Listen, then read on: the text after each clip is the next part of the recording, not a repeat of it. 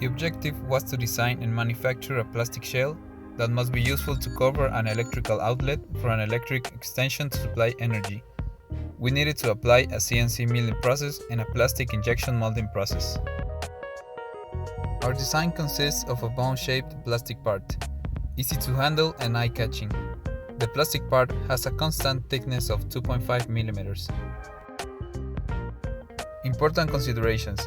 The raw material for the mold were two aluminum 6061 plates with a thickness of 1.5 inches, 6 inches wide and 7.5 inches long.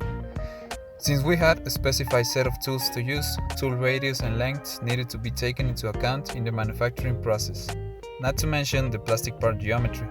When working with plastic injection, there are some parameters that play a defining role in the mold, such as not having 90-degree angles. A 2-degree draft angle was necessary to allow the plastic part to be extracted from the mold after the injection.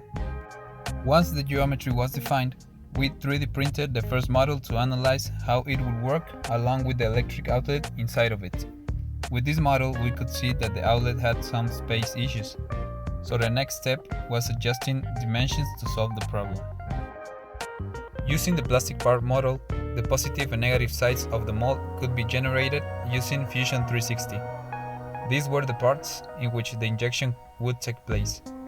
We had to make sure they fit the size constraints for the raw material we had available.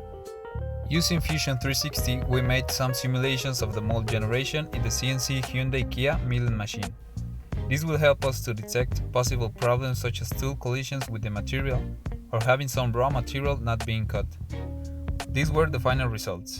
As we can see, there are still small portions of material that will need to be cut out using other tools.